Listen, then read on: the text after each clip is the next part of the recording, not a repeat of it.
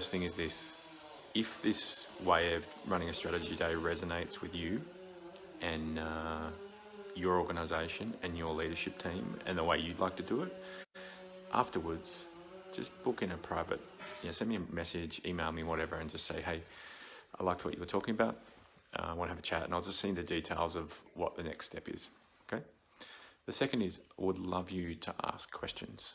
So any questions you've got, either comment afterwards, once you've watched this video, what questions have you got about how to run a strategy day, how I do it, or if you happen to be live on here now, just ping me, right, as I'm going along.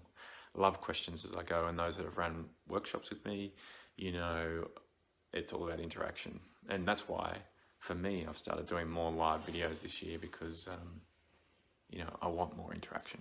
I love the engagement and don't like the just sort of standing in front of the camera. So the other thing I've done is I have managed to find a way to turn around my background, which is pretty cool.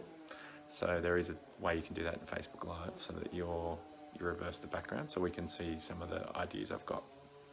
Okay, so I've done over the years, I've probably done about, I'm just making sure I've got that right, I've probably done about 30, 20, 30, 40 of these with leadership teams. And why typically they do them is because the CEO, the HR director, sees that there's usually an opportunity for the team to work better together, or that they don't have a shared vision or a shared goal for the organisation over a particular time period. Now, I see three challenges or three problems that play out when these go wrong, right? The first one is, that's here, because I'm reversing it. See that little framework just behind me there?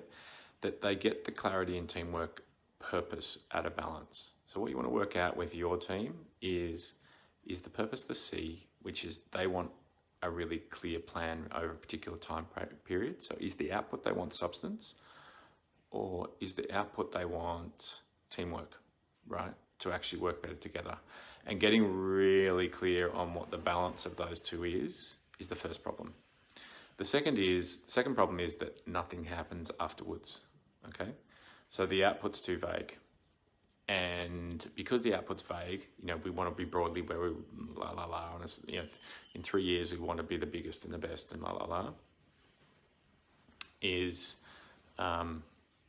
here's this, not my chin, that word there, nothing happens afterwards. And so everyone spends all this money, facilitators and getting off-site, staying and team building, but nothing happens as a result. I'm not saying it's a waste of time, but I do think part of the expectation is that this is useful. And the third, let me just move that. There we go. Third is that the delivery isn't customized to either the location or the audience. Okay, so they're the three problems I'm going to address because they're the three problems that I've had to address in the way that I'd run these things. And I'm just going to talk about how I do it. Okay, so let me move this over. The first, and that one up. The first framework I'm going to talk about is what you should do in beforehand. Okay, so I'm a little bit close there. It's a little bit awkward. So what you should do beforehand. All right, so three things you need to understand. The first thing is, so this is business, audience, and event. Okay, so the first thing you want to do is ask, let me just step back a little bit. I usually spend about an hour with the CEO, and then I spend another hour with either the leadership team or a sample of the leadership team. Sometimes that second hour is only half an hour, depending on availability, but the goal is to ask them around three things. What's the business reason for this offsite? That's the business part. Okay. Who are the audience and what do they want from the day or 2 days or however long it is? And then the third is, in terms of the event, what are the logistics? What's the timing? When's everyone going to arrive? What's happening before and after? Is there, dinner? All that sort of stuff, because that's all relevant. Okay, now, just going to duck and grab my iPad. Okay, it won't be 2 secs, because I want to show you something. So, let me just zoom out a bit. Excuse the chainsaw. not ideal.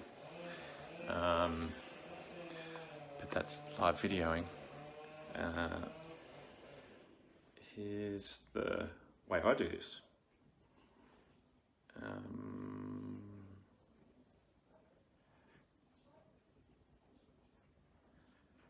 Let's get the right page. Here we go.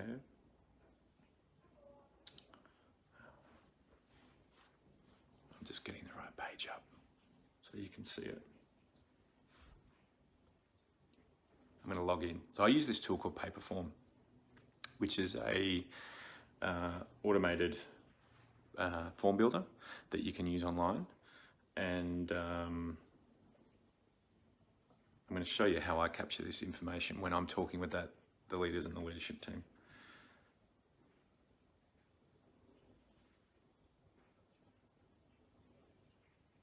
Right. So I've built myself a little process and capture form that here it is here.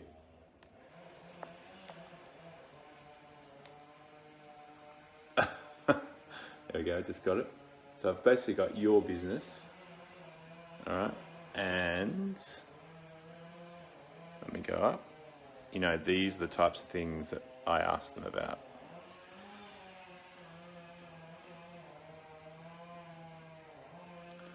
The audience, how many people at the offsite, what levels in your organisation, how the team feeling right now, oops, and then finally the event.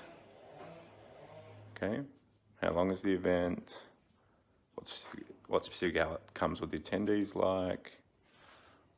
Now, what I do with those three pieces of information is I email them directly to the client because the form's set up to do that.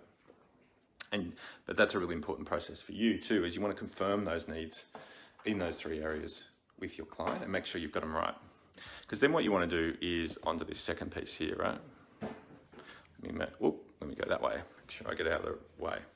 So what this is about now is how you structure the day, right? So you capture those needs, and then what you want to get is, what are the 4 outcomes they want?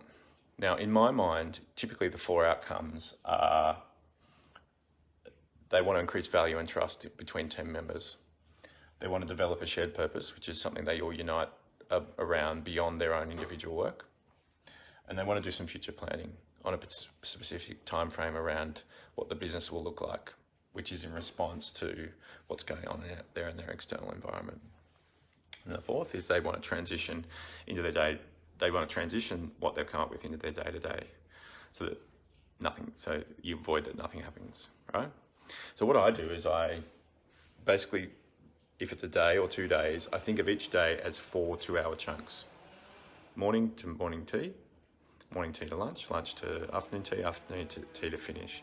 So if you think of each one of these 2 hours chunks, each one of them wants to have an outcome. All right, and what you do is then you take the outcomes that they want, and you sequence them through the day, and then you put a series of activities beside them, right? Now, give you an example, is my shared purpose outcome, right? What I want at the point of that is everyone to understand that there's something unites everyone together, but not beyond all their individual accountabilities. The second is I want them to buy into that, okay? So I run an exercise called an outside-in exercise where we come from their stakeholders back, and we look at, what are the 3, 4 specific things that they need to respond to in their external environment that they need to do together. Okay, won't go into the detail of it, but there's 2 separate activities there. One is about aligning them, finding out what it is. The second is about engaging them in that. All right, so each chunk, 2-hour chunk, needs to have an outcome or 2 outcomes and a series of activities. Okay, and that's how I chunk out either the day or 2 days or a day and a half, whatever it is. All right.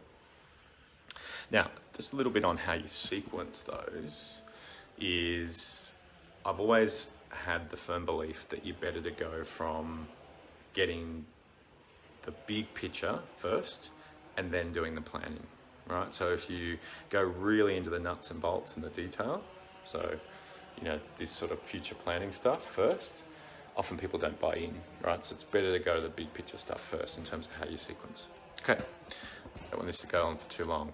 Third is now customizing these activities, all right? So when you've got these here, how do you then customize them in delivery so that they feel like they're relatable to the audience?